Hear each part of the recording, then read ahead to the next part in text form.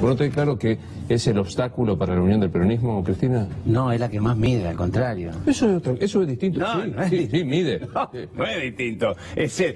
Vamos a formar la selección. ¿Quién es el equipo que tiene los mejores jugadores? Formamos la selección con el equipo que tiene los mejores jugadores. Es la base. Cristina es la que más mide. Ella personalmente. Ella es la que más mide. Ella es la creíble. La número uno. Cristina no hay otra. Te lo dicen hasta los que la quieren ver muerta. Viste que ahora salen todos los periodistas que alguna vez fomentaron la grieta, salen a decir, ¿y cómo estamos peleados los argentinos? ¿Qué nos pasa a los argentinos?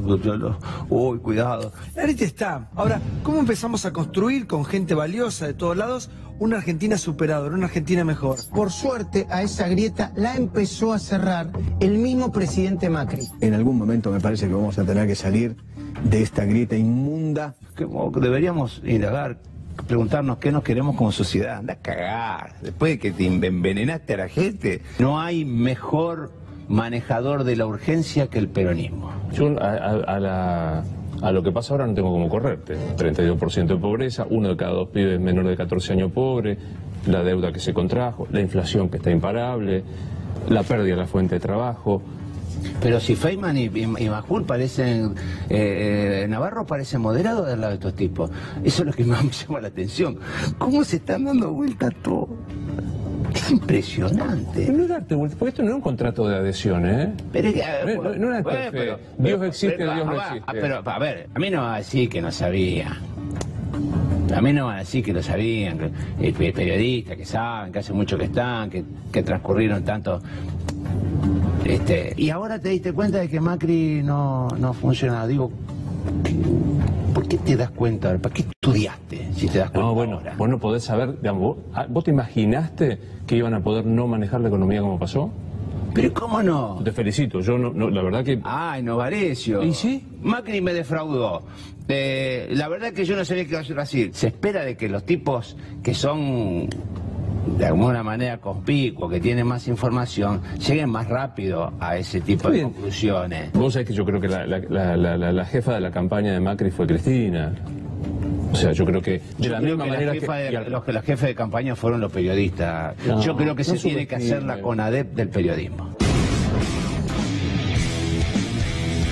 Qué complicado que es cuando los periodistas apelamos a la ignorancia para tratar de justificarnos en algunas cosas. Todo, no estoy hablando de un caso específico ni nada. Todo, absolutamente todo. Decir y apelar a la ignorancia de cómo creemos que fuimos estafados me parece que es muy complicado, porque ahí hay una falta de pericia, porque evidentemente nos pueden decir que, bueno, hay una mala praxis. ¿Por qué lo digo esto? Porque es probable que muchos argentinos todavía no sepan qué fue el Plan Cóndor, cómo se implementó, quién lo bancó el Plan Cóndor, por qué se hizo en la Argentina, cómo se instauró el neoliberalismo. Es probable que muchos argentinos no lo sepan o no lo hayan estudiado o, bueno, sí, lo ignoren. Pero un periodista me parece que debería saberlo. Debería saber que el Plan Cóndor fue la primera vez que se implementaba el neoliberalismo en la Argentina, y que los militares no terminaron bien con su política económica, tampoco cuando lo implementó Carlos Menem, mucho menos cuando lo implementó De la Rúa. Es decir, hay un neoliberalismo que destruye la sociedad, y es que es lo que estamos viendo hoy. Y nadie puede decir que no sabía o aducir ignorancia respecto a lo que iba a hacer Mauricio Macri. De hecho, Mauricio Macri lo que prometía era exactamente lo contrario, porque, como dijo Menem en algún momento, si hacía la verdad en campaña no lo votaba nadie. Digo, es muy difícil para un periodista decir esto, y también ya el periodismo no puede refugiarse en que en la década kirchnerista hubo corrupción, porque de hecho la hubo, pero saben que ahora también. Entonces ahora no podemos decir que ignoramos lo que está pasando hoy. Y la verdadera fuente de corrupción, que es Cambiemos por todos lados, y los amigos del poder, y las formas en que le han sacado la plata a los más pobres y a toda la sociedad para dársela a los amigos de Macri. Estamos complicados, pero todos estamos complicados, y esto lo tenemos que entender también los periodistas. Bueno, tenemos una mesa realmente impresionante. Hoy realmente está colmada esta mesa. Los saludo a todos en general. Primero voy a saludar a mi compañero Tuni Colman y a Pablo Cano, que son parte del staff. Les pido mil disculpas, pero empiezo. ¿Cómo anda, Tuni? ¿Cómo va, Tomás? ¿Bien? ¿Cómo va? Perfecto. La verdad que te escuchaba, era esperable cosas de Mauricio Macri. Igual a mí me sorprende o me sorprendió, por decírtelo de alguna manera, que ayer me llegara una cuenta de luz de 3.800 pesos de este mes, sí, más 3.800 pesos del mes que viene. ¿Qué tenés, o una sea, eléctrica en tu casa? No, para nada, para nada. Pasé a pagar 7.600 pesos y yo había renunciado al subsidio y pagaba 1.000. O sea, habiendo renunciado, si no hubiera renunciado al subsidio, hubiera pasado de 300 pesos a 7.000. Sí.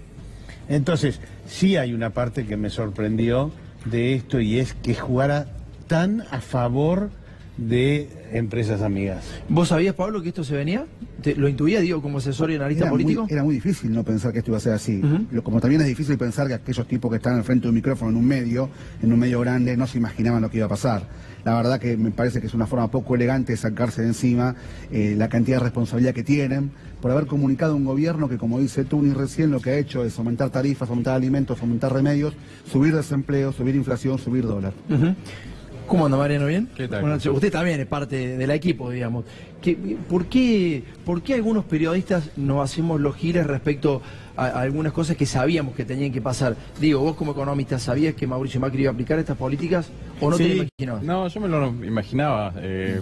Se fue dando todo tal cual casi la mayoría de los economistas heterodoxos pensábamos. Lo que sí ocurrió fue que el periodo de crisis llegó mucho más rápido de lo que la mayoría pensábamos. Sí, se aceleró notablemente. Eso, bueno, el efecto de la sequía indudablemente jugó. También un escenario internacional menos favorable para la Argentina. Pero realmente las políticas económicas fueron desastrosas. Vos pensás que nunca en la economía argentina ingresó tanto dinero por endeudamiento. 150.000 millones de dólares en los primeros 3 años.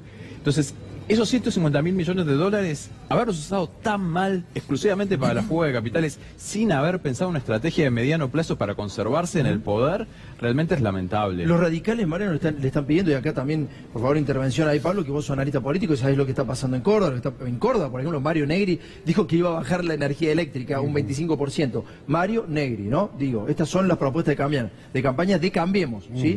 Pero digo, al margen de esto, primero, la pregunta es para vos. ¿Así se llega bien a la campaña? Digo, después van a poder hacer campaña, porque alguna gente en Cambiemos dice que no pueden salir a la calle a timbrear. Y la pregunta para vos, Mariano, es si llegan con la política implementada o cómo podrían llegar con alguna ayuda, que no sé dónde podría salir. Recordemos que Mario Negri, dentro de la Alianza Cambiemos, está fuertemente vinculado con Elisa Carrió, quien dijo que el dólar iba a estar a 23, ¿te acordás? Así que el dólar a 23 y bajar las tarifas de Mario Negri van más una expresión de deseo que como una realidad, y una expresión de deseo para tratar de torcer lo que está pasando, que es los números no le dan en Córdoba ni en el país. Difícilmente uno vea esta alianza de gobierno como está hoy el mismo día que haya que poner las candidaturas.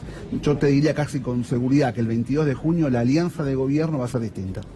Mariano, el waiver, el pedido de perdón, ¿por qué lo presenta Argentina? El gobierno dice que fue por un cambio de fecha que se postergó para la reunión del Fondo Monetario Internacional, que estaba prevista para el 26 de marzo, fue ahora para el 1 de abril.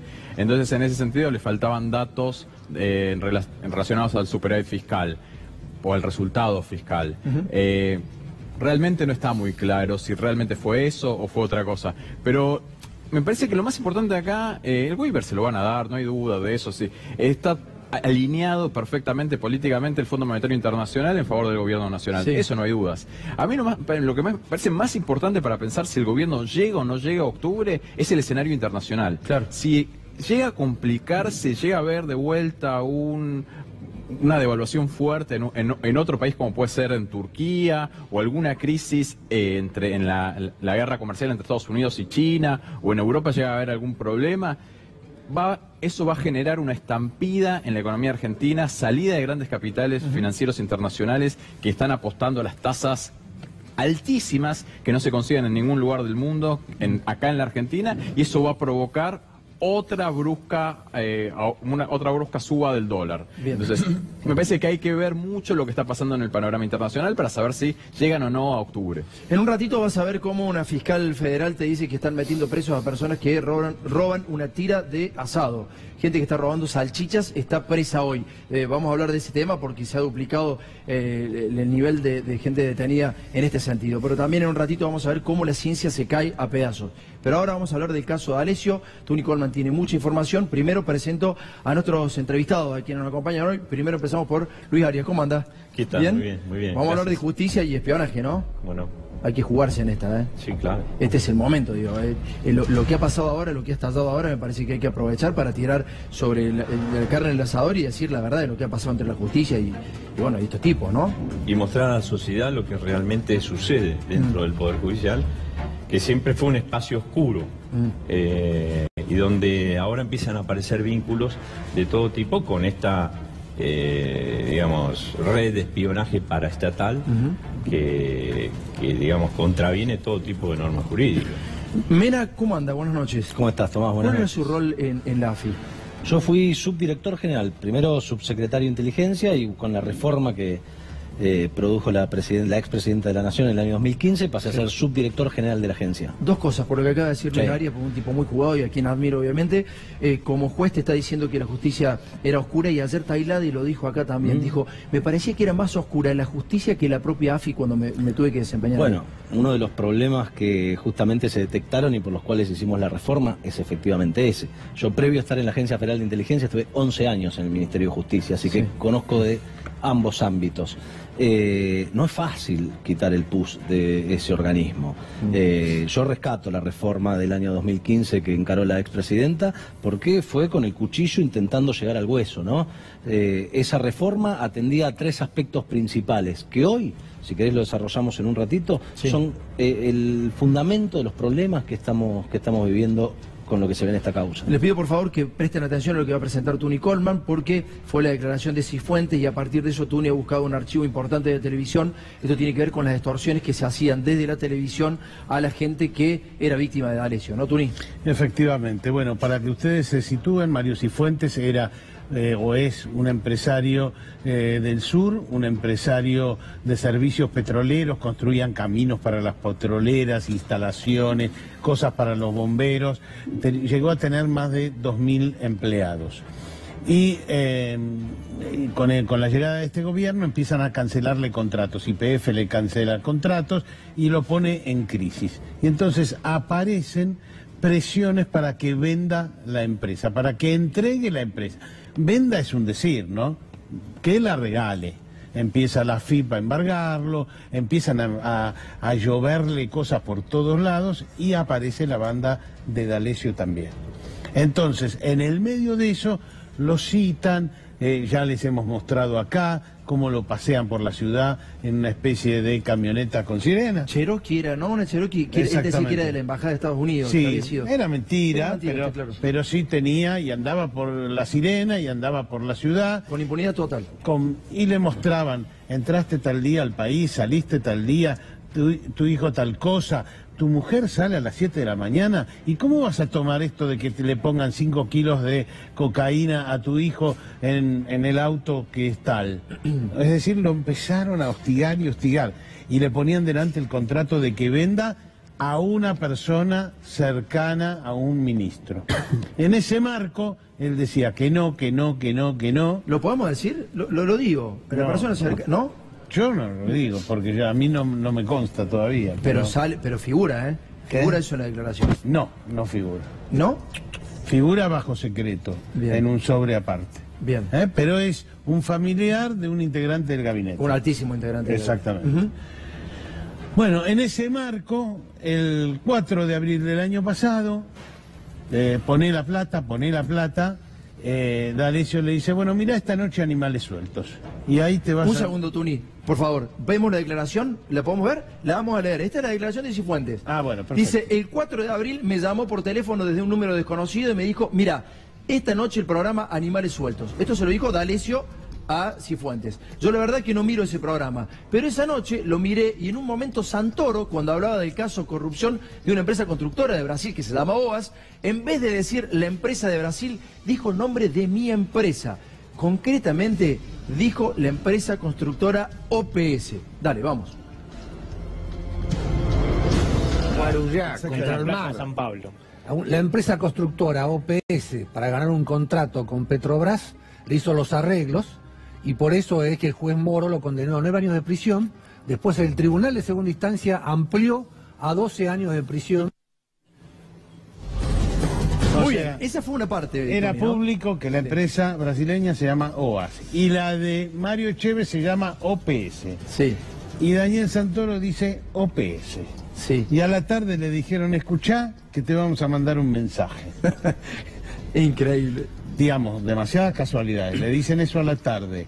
Se equivoca justo Santoro y justo dice esas 3 letras y no dice ARB o STN, cualquiera. Justo dice el nombre de la empresa de Che. Está muy puntilloso Tony hoy, Si tiene 4 patas, ladra y mueve la cola, parece que es un perro, ¿no? No, pero no nos quedemos conforme con esto. No quedo por eso. ¿Para qué se viene la segunda parte y Tony te la va a presentar? Pero así Es terrible. Yo creo que todo lo que estamos conociendo con esta causa que nos tiene a todos asombrados hace algo de 2 meses, sí. Es impresionante. A ver, todos se comentaba, algunos se sabía, acá Luis lo puede explicar mucho mejor, respecto a esta vinculación espuria entre los jueces, fiscales, servicios de inteligencia, periodistas, etcétera.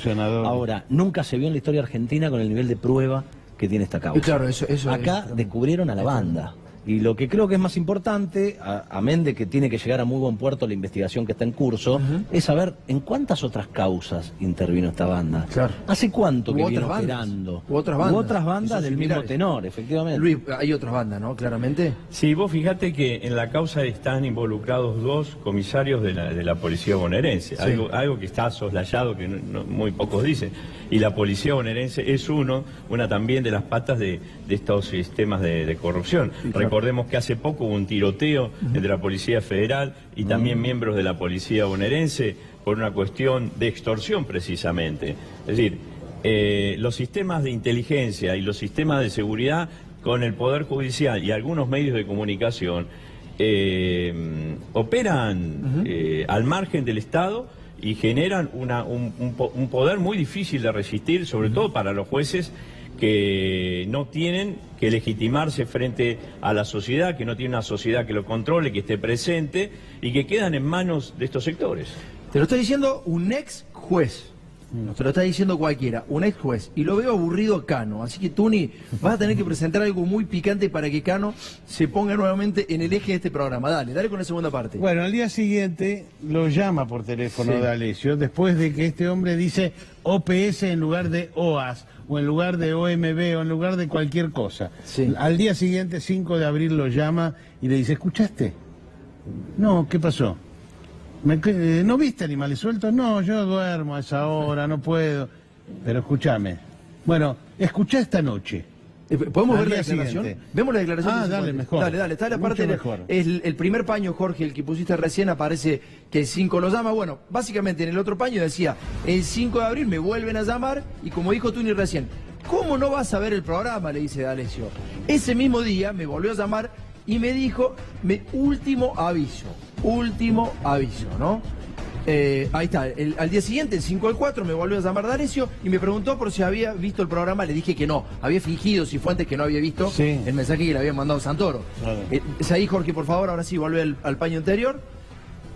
Y entonces, en esta parte le dice, ¿cómo no vas a ver el programa? Le dice D'Alessio. Ese día me volvió a llamar y me dijo, último aviso, mira el programa esta noche, si no reaccionás mañana, esto es una guerra. Te sacan en Clarín y ahí empieza. Dale, Tuni.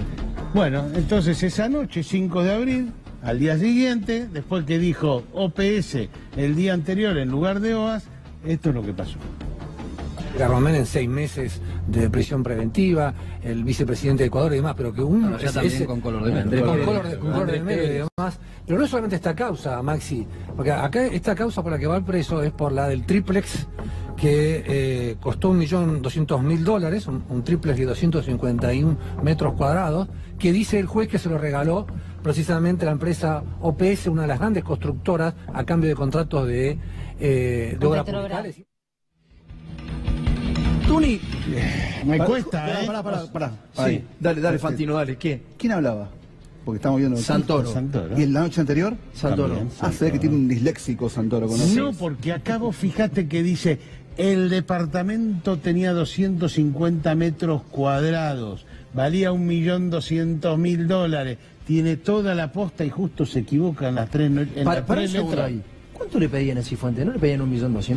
Le pedían $1.200.000. ¿No habrá sido otra parte del mensaje? Justo el departamento costaba lo mismo que lo que... La verdad que no se me había ocurrido, ni a mí ni a Cifuentes tampoco, porque no ligó la cifra. Hoy estoy muy lúcido, Tony. Me he agarrado lúcido. Escuchás dólares y te prendés. ¿Cómo? Escuchás dólares y te prendés. No, claro, $1.200.000, digo. A él le habían pedido $1.200.000 para resolverle todos los problemas en la FIP, todos los problemas penales y todos los problemas periodísticos. Bueno, para un segundo. Te juro que así era la formulación. Vamos a poner un lugar de Cifuentes. Sí. Obviamente que no tenemos esa guita, pero estás viendo de nuevo el programa Animales Sueltos. Te pidieron $1.200.000 y tu empresa se llama OPS. Sí. Dale, escuchémoslo de nuevo.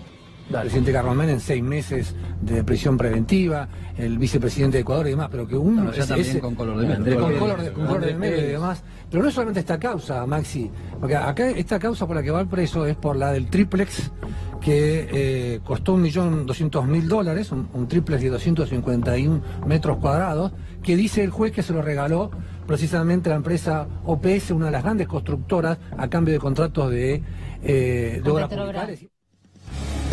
251 metros, pero dijo $1.200.000. Sí, tal cual.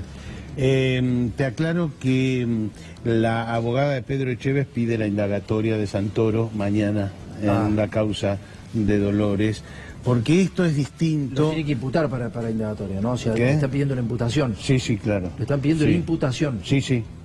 Es decir, como sospechoso, además de un delito grave como es la extorsión. Saben ustedes mucho más que yo. ¿Hay extorsión ahí?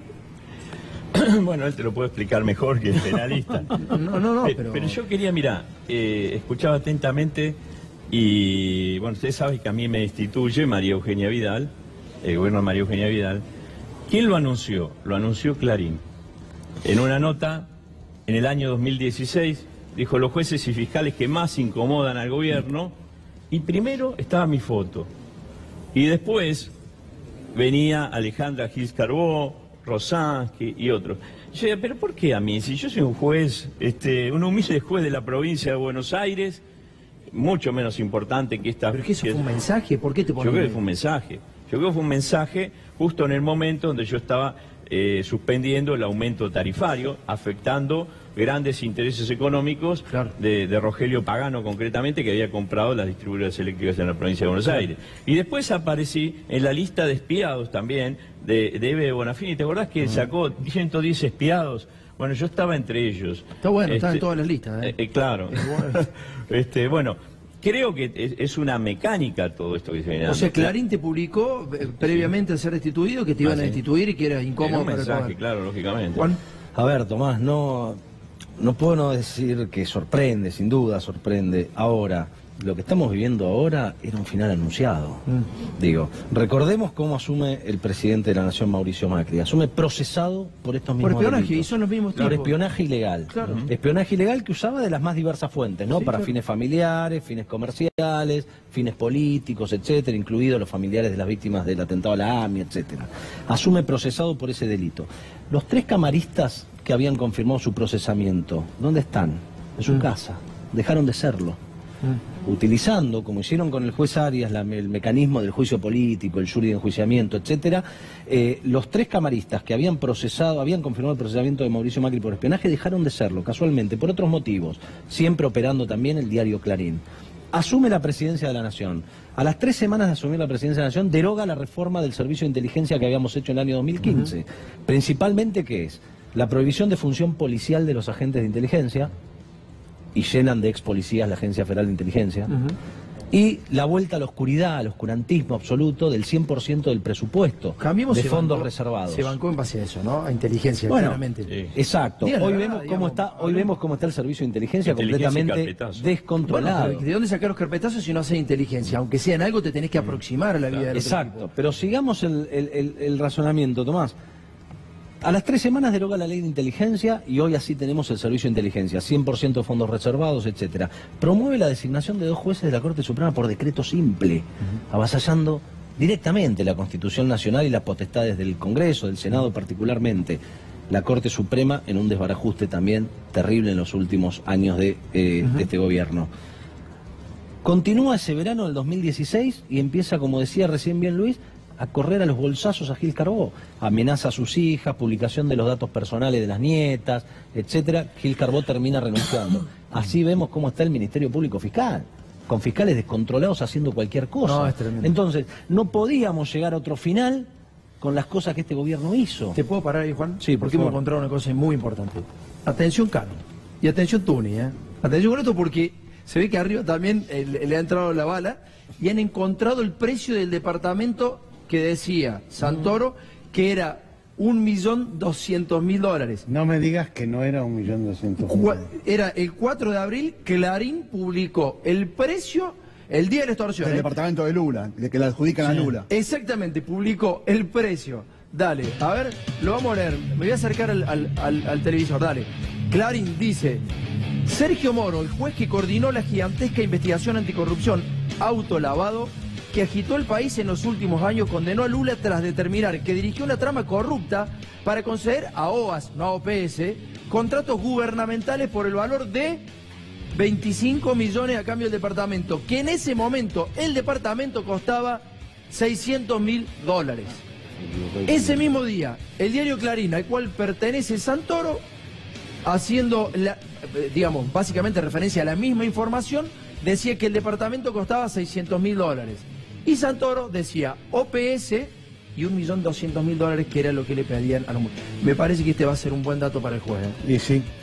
Bueno, veremos qué es lo que sucede, pero me parece que esto es una escala distinta de relación del periodismo con esta banda.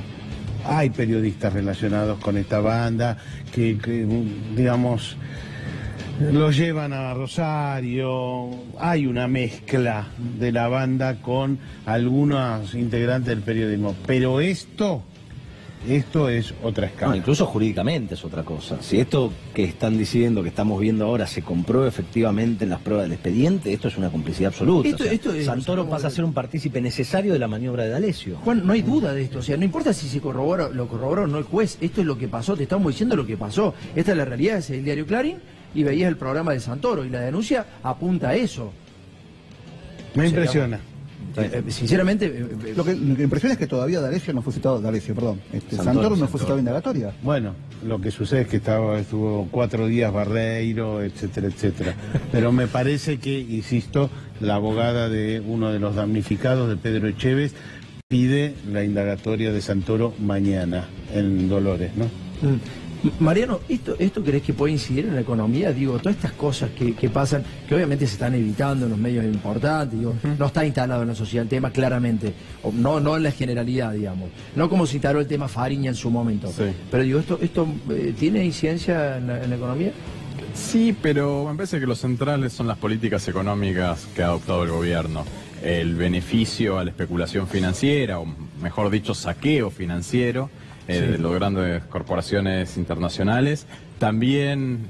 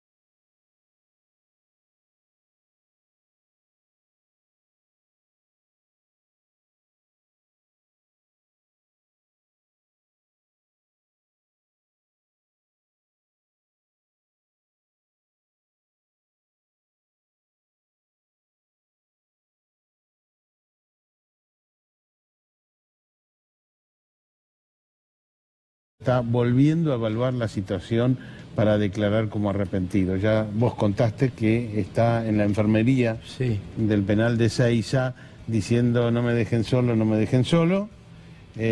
Bueno, se habla que podría declarar como arrepentido. Pregunto del sentido común, a los tres, ¿no?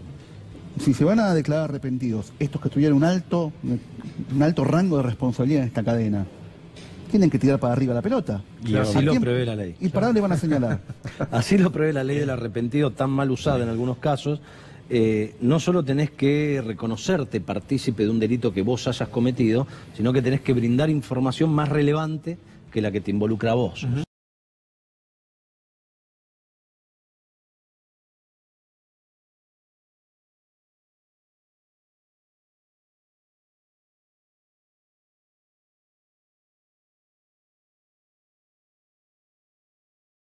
El carpetazo, el condicionamiento por ese lado. El poder mundial siempre que utilizó la corrupción es porque iba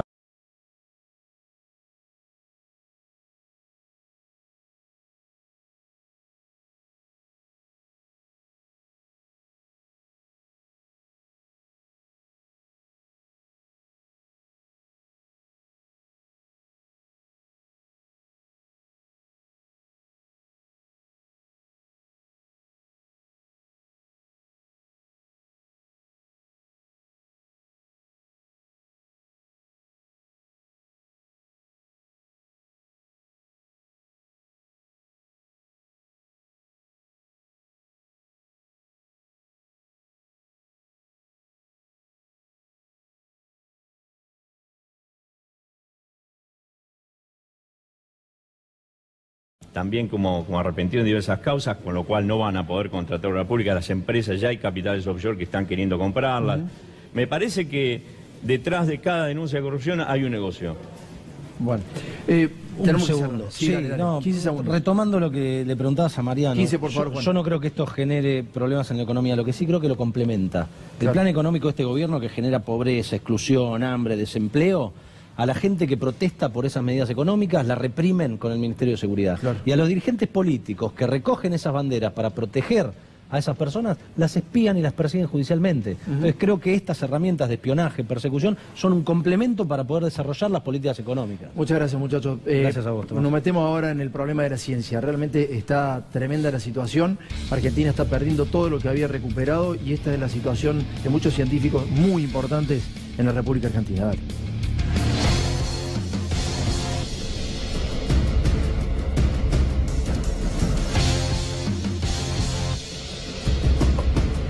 Contame un poco quién sos vos.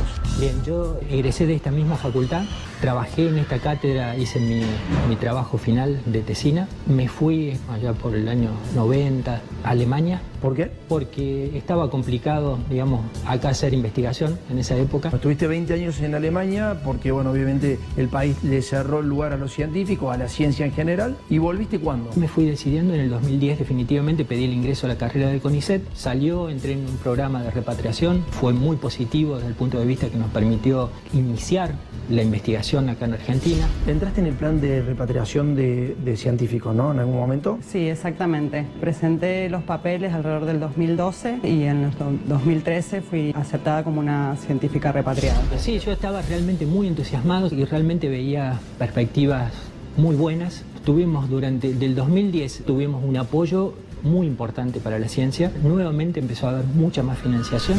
Los convoco a nuestros científicos y al buen trabajo del CONICET para que tenga un mayor impacto social. Y todo eso, digamos, con el nuevo gobierno empezó a cambiar. Jamás he estado en contra de la ciencia y tecnología, siempre lo que he rescatado de este gobierno ha sido eso. Empezó a desfinanciarse. Me encantaría tener más presupuesto para ciencia y tecnología, donde se construye el futuro del país.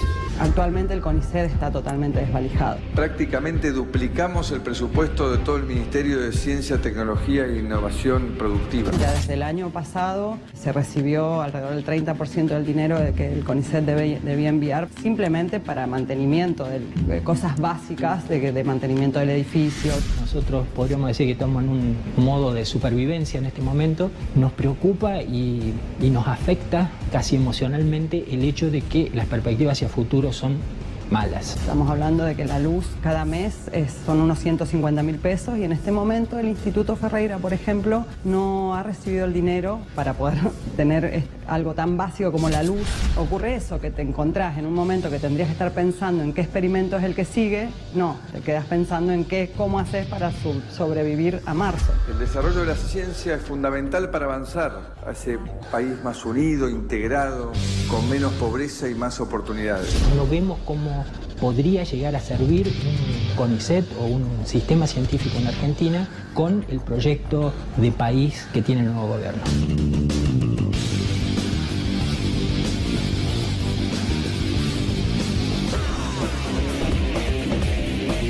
Una verdadera situación crítica la que está atravesando la ciencia y los científicos en la Argentina. Lamentablemente vamos a retroceder. Y le pregunto a Roberto, ¿cómo anda Roberto primero? Buenas noches. ¿Cuál es la importancia de la ciencia? Quiero que le explique a los argentinos, digamos, sintéticamente, ¿por qué no tenemos que perder la ciencia? Bueno, todo el mundo sabe que hoy en día, en el siglo XXI, el conocimiento es uno de los insumos básicos para el desarrollo de los países. Hay que mirar simplemente a Alemania, Estados Unidos, Israel, Australia, cuánto invierten en ciencia, cuántos investigadores tienen. Argentina hizo un gran esfuerzo en 12 años para reconstituir un sistema científico que estaba destruido en el 2001 y lo volvió a consolidar. ¿Qué podemos perder? ¿Qué es lo que podía perder hoy en día el que está viendo el programa? Y uno le dice, bueno, si hoy en día no tenemos plata para el INTA, los productores ven afectados a la capacidad que tienen para desarrollar su producción. Lo están desguazando al INTA. Lo están desguazando al INTA. Si no le damos dinero al Instituto Maistegui, no tenemos la capacidad para producir la vacuna de la fiebre hemorrágica y estamos poniendo en riesgo la salud de la población. Claro. Cuando no le estamos dando dinero para que se construya la central nuclear y ponemos en riesgo el plan nuclear, terminamos con no solo echando ingenieros de nucleoeléctrica, sino que terminamos con desempleo en Campana y Zárate. Cuando cortamos el plan satelital y no fabricamos ARSAT 3, estamos afectando no solo a INVAP, sino que también afectamos a toda la cadena de pymes tecnológicas que se crearon en torno a los desarrollos. Entonces, todos los desarrollos de ciencia básica, de ciencia aplicada, de tecnología, hacen a la capacidad que tiene un país para ser competitivo en el mundo. Bueno, te paro ahí, Roberto. Vamos a presentar la segunda parte del informe y después de este informe quiero que empiece a jugar Mariano Kestelboim para que me analice, bueno, desde lo económico, si podría bancarse la ciencia y por qué es este recorte brutal hacia la ciencia. Si es una cuestión económica o una cuestión ideológica de pasarle la ciencia a los Estados Unidos, a Alemania y a España, que es donde se están yendo estos científicos.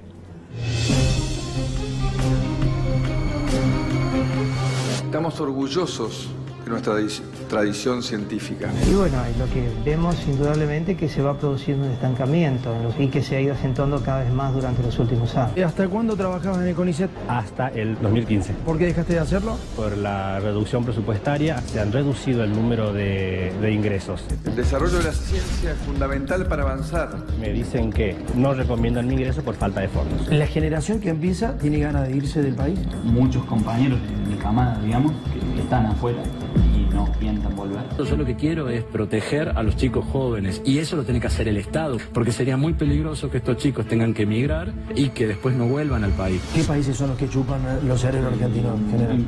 Mucho Europa y Estados Unidos. ¿Pagan bien? ¿Reconocen? Por supuesto, sí. Justamente ahora, en este momento, tenemos los sueldos de los investigadores más bajos de Latinoamérica. El CONICET es la institución mejor posicionada en América Latina. ¿Y el presupuesto de la ciencia? Pasamos de un 0,35% del PBI a un 0,25% del PBI. ¿En qué periodo? ¿Cuándo teníamos 0,35? En el 2015. ¿Y hoy 0,25? 0,25. Prácticamente duplicamos el presupuesto. Hay menos fondos destinados por parte de este gobierno a la ciencia, ¿no? Sí, y eso no es un suponer, ¿no? Ha habido una reducción de al menos 2 puntos en el PBI. Obviamente el presupuesto está muy restringido, pero está restringido de todas las áreas de gobierno. ¿La timba financiera cuánto se lleva del presupuesto? El Banco Central en la timba financiera perdió en un mes el doble del presupuesto universitario. Comparamos con los otros ministerios, no tenemos mucho motivo de queja. El tema de la timba financiera es vital. Si se están pagando intereses ingentes y ese dinero se va allí, obviamente ese dinero no va a estar disponible para investigación de otras cosas. Fíjense lo que sucede ahora. Durante mucho tiempo discutíamos proyectos y ahora estamos discutiendo salarios nuevamente. Una época que parecía olvidada. En ese sentido, está claro que el FMI receta recortes aportes en ciencia, en educación y en salud a los países periféricos. Los países centrales no hacen eso. Los países centrales, quédate muy tranquilo que invierten y mucho en ciencia y técnica. Tenemos que seguir trabajando juntos para seguir produciendo investigaciones de vanguardia que nos permitan llegar a lugares donde nadie todavía llegó.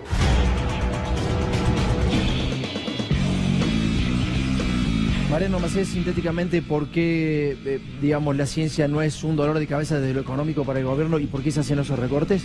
Me parece que fundamentalmente el gobierno en lo que está buscando es que el país se normalice. Y desde el punto de vista del gobierno, la normalización pasa porque Argentina sea una economía más parecida a la del resto de la región. Es que básicamente explotan sus recursos naturales y hacen negocios financieros y comerciales. Se olvidan o minimizan su aparato productivo. Argentina, a diferencia del resto de los países de la región, durante los últimos 60, 70 años había conseguido una matriz productiva diversificada, integrada, con alto desarrollo científico-tecnológico, y eso es lo que está desarmando. Y eso es lo que el gobierno está llamando que está transitando el camino hacia la normalidad.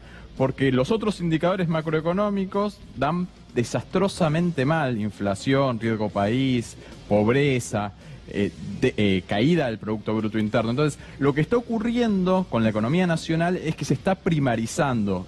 Los capitales se están orientando a los negocios financieros especulativos y solamente pueden competir internacionalmente las áreas productivas vinculadas a la explotación de lo primario, agrícola, pesca, minería, pero lo industrial, lo tecnológico queda en un segundo plano. Argentina se inserta de esta forma en una organización mundial de la producción en la cual somos proveedores de materias primas. Vuelve el modelo agroexportador a la Argentina con el agregado de los negocios financieros especulativos y negocios energéticos también. Pero el resto, la actividad productiva, se primariza y es por eso que hay una exclusión en el mercado laboral muy importante. Hay flexibilización laboral, precarización del empleo, mucha exclusión social, y en un país que tiene casi 45 millones de habitantes, este tipo de políticas económicas no puede perdurar en el tiempo. En algún momento, como ya ocurrió en el pasado, en 2001-2002, me parece que la población va a reaccionar y finalmente van a tener que cambiar el rumbo o elegir otro camino. O irse, mejor dicho. En segundo nada más, vas a ver el tape donde los científicos dicen que tienen miedo al cierre del CONICET. ¿Esto es probable, Roberto? ¿Puede pasar esto? Bueno, hay que recordar que en 1994 hubo un informe del Banco Mundial que aconsejaba privatizar al CONICET y a la Comisión de Energía Atómica. Estamos volviendo a la etapa neoliberal y me parece que en la situación actual, en la cual vos vas creando las condiciones salariales, las condiciones de las becas, que son siempre absolutamente insuficientes para mantener los científicos en el país, lo que estamos haciendo es abrirle la puerta para que se vayan. La verdad que hay que recordar que en el 2001... el CONICET estaba a punto de desguazarse. Teníamos 3.500 investigadores, los cuales solamente 500 eran menores de 45 años. O sea, la institución iba a morir. Hoy en día estamos transitando un camino en la misma dirección. Obviamente necesitan un plazo mayor para completar el desguace, pero estamos caminando en esa dirección. Roberto, muchísimas gracias por haber venido, muy claro. Por favor. Vamos a ver la última parte del informe sobre ciencia.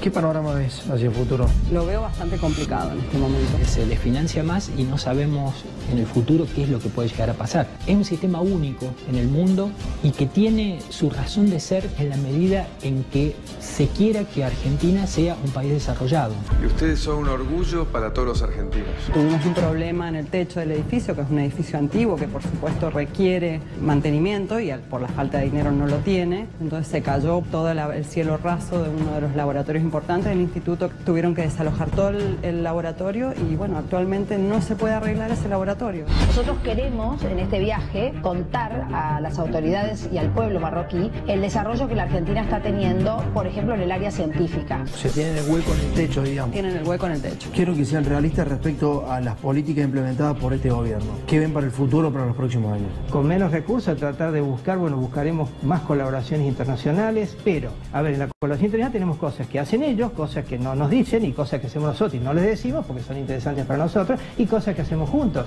En la medida que nosotros vamos perdiendo financiación, vamos a tener que hacer cada vez cosas que les interesen más a ellos. Especialmente porque dedican su vida a la investigación de calidad. Hay muchos científicos que tienen miedo a la desaparición del CONICET. ¿Lo ves probable eso? No me atrevo a decir que no puede desaparecer el CONICET. Me da la impresión que la actual política del gobierno no pretende un país desarrollado, y para el Fondo Monetario Internacional es pensable que no tiene ningún interés que exista una competencia tecnológica en un país periférico, sino que les conviene exportar su propia tecnología, como lo hace Alemania, como lo hacen otros países. ¿Te ves en Argentina dentro de 3 años o te vas de nuevo? Todo depende mucho de la cantidad de dinero que Argentina siga invirtiendo en ciencia. ¿Realmente tenés miedo de que pueda desaparecer el CONICET? Sí. Ponen todo su talento para encontrar esas herramientas con que la Argentina va a escribir el próximo capítulo de nuestra historia.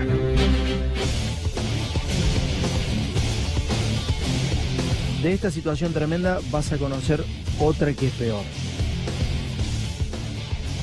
Hay gente que está cayendo presa. Te dijimos la semana pasada, te mostramos una ciudad de Córdoba que se llama Cruz del Eje, en donde la gente iba presa por robar una mamadera. Había gente que ya estaba yendo presa por robar mamadera, jamón crudo, por robar una leche, por robar alimentos mínimos para poder pasar el día. Hay una fiscal que ha hablado con Miguel Ponce de León y le ha contado la situación concreta. Miguel, contame qué está pasando. Es una situación muy traumática, le empezó a reflejar Fernando Soriano en Infobae. Tiene que ver con los nuevos presos de la miseria.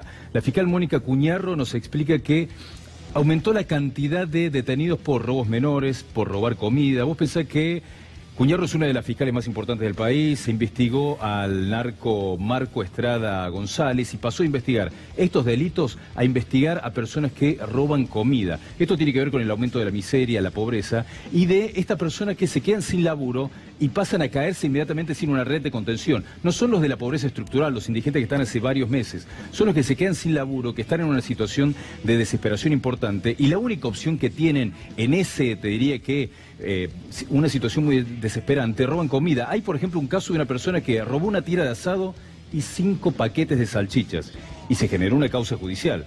Después tenés a otro que en la desesperación también intentó robar una bicicleta, lo detuvo la policía, fue a la audiencia y el juez lo que hizo fue generar que lo liberen y le tuvo que dar 200 pesos para que compre una pizza por la situación de hambre en la que estaba. Me tocó ver de nuevo esto que planteaste vos como un ejercicio en la vía pública, empezar a ver a la gente, ¿no? A la cara.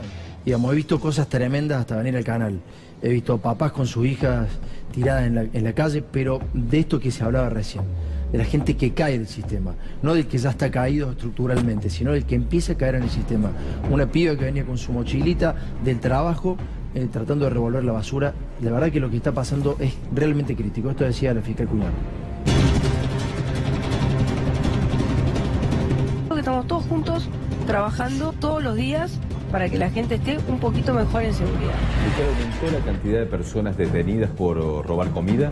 Sí, claro. A partir de la sanción de la ley de flagrancia en el año 2016, automáticamente son detenidas y pasan en general, o en el más del 80% de los casos, entre 24 y 48 detenidos. Vamos a dar comienzo a la audiencia del procedimiento de flagrancia por el producto en graduación. ¿Cuál es el objetivo general de esta ley?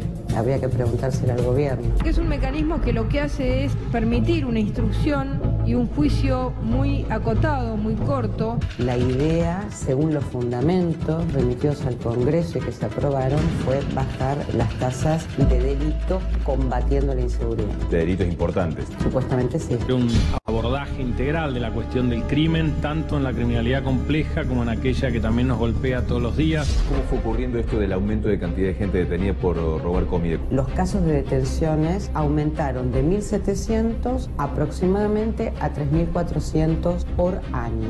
De esos casos, más del 90% de las detenciones, es decir, los hechos que entraron al sistema penal son robo o hurto de comida, tira de asado, salchichas, verduras o un termo que se pregunta para qué era y era para revenderlo en la calle. ¿Su ocupación a qué se dedica? Todo haber intentado apoderarse legítimamente del espejo de un parasol del vehículo marca Honda. La Fiscalía imputa al acusado del delito de tentativa de hurto. Ante una nueva situación económica negativa y de miseria, esta ley lo que hizo fue mostrar de esa situación económica la peor cara. Y la peor cara es que son presos por miseria. Solicito el sobreseimiento en mi sentido.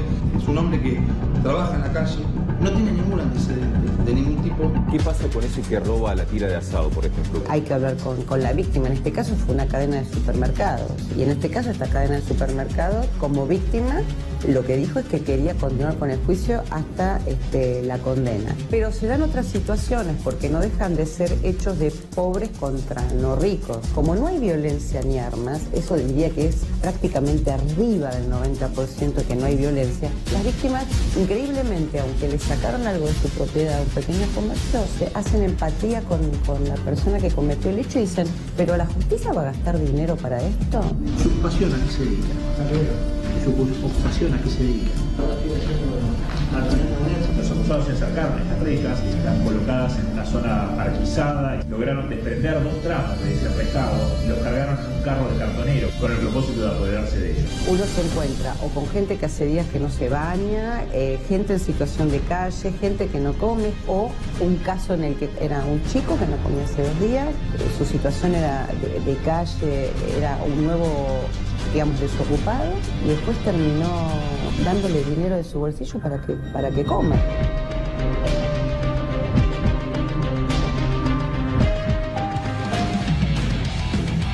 Buena nota, Miguel, esa, ¿eh? Mariano, por favor, decime si esto puede cambiar de acá a fin de año. No, lamentablemente esto no va a cambiar, la situación se va a seguir agravando. Lo que estamos sufriendo hoy es un cambio tremendo de los precios relativos. Los alimentos aumentan muchísimo más que el resto de los precios en la economía.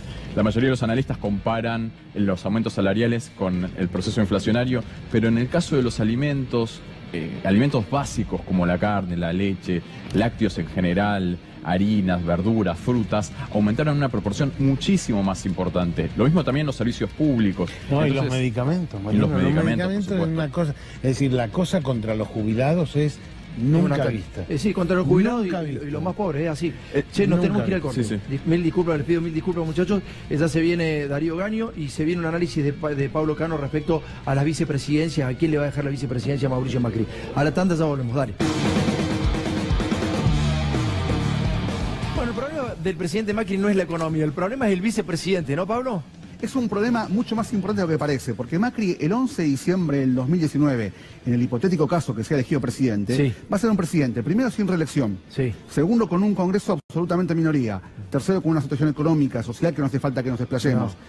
Va a ser un presidente cuyo vicepresidente tiene que darle votos para ganar y gobernabilidad para después y confianza para un trayecto que va a ser muy difícil. Vamos a las opciones. Las opciones. Una, la estamos viendo, Patricia Bullrich. Patricia Bullrich, ¿qué le aporta a Macri?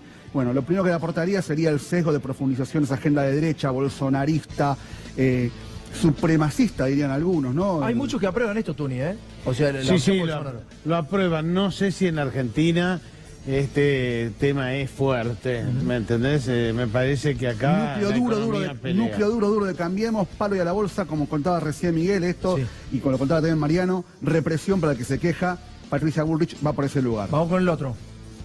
El otro candidato es Claudina Stanley, ministra de Desarrollo Social. Claudina Stanley, dejadme que anote un par de cositas.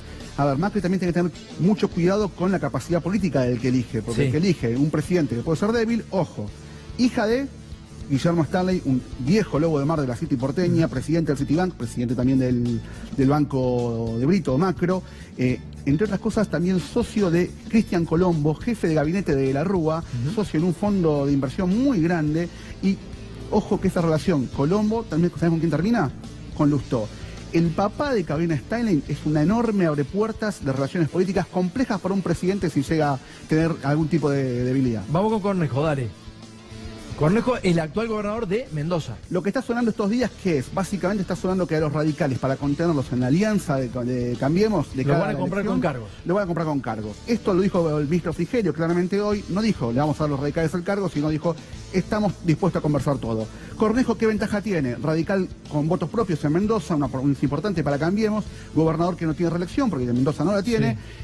El problema para Macri se elige vicepresidente a Cornejo es, Cornejo fue funcionario de un ex vicepresidente. ¿Sabes de quién? No. Ojo, Mauricio fue funcionario de Cobos. ¿Te gustó el de Cornejo? ¿Lo votás, Macri, con Cornejo? No, con Cornejo Yo no. creo que Macri Con tiene que hacer el Bullrich sí. Con Bullrich sí, bien, la bolsonarización. Vidal, ¿cuál es el problema de Vidal? Lo estábamos contando recién. Si vos tenés un presidente débil y una vicepresidente con capital político, como es Vidal si llega a hacerlo, le puede servir para ganar una elección, pero ojo que Macri tiene un desarrollo de gestión para un segundo mandato hipotético muy difícil, porque todos van a empezar a mirar a quién. A la línea sucesoria. Miralo Tuni, que está atrás de algo. No la pueden sacar de la provincia de Buenos Aires, pierden la provincia de Buenos Aires. Bueno, señores, vamos a cerrar ADN. Bueno, ¿quién sería entonces el vicepresidente que le podría quedar a Macri? Bueno, está Gabriela Michetti. Tiene una gran ventaja Gabriela Michetti. El archivo audiovisual, literario, todas las cosas que ha hecho la vicepresidenta, le dicen que Gaby es incapaz, primero, y es verdad, de ser cuestionadora de la conducción de Mauricio Macri. Y segundo, de opacar la luz académica que tiene el estadista Mauricio Macri. Escuchemos a Gabriela explicando lo que es un PBI, ¿no? Nos vamos a ir hasta mañana. Estas son las opciones que tiene para su candidato a vicepresidente de la Nación, pero por ahora es esta. Se quedan con Darío Baño. Dale. Si yo te dijera, no sé, la posibilidad de que la Argentina agregue valor al producto materia prima de los recursos fructícolas, los cereales, toda la producción agroindustrial, digamos. La verdad que necesitamos poder agregar valor y hacer, como dice Mauricio, del granero un supermercado, ¿no?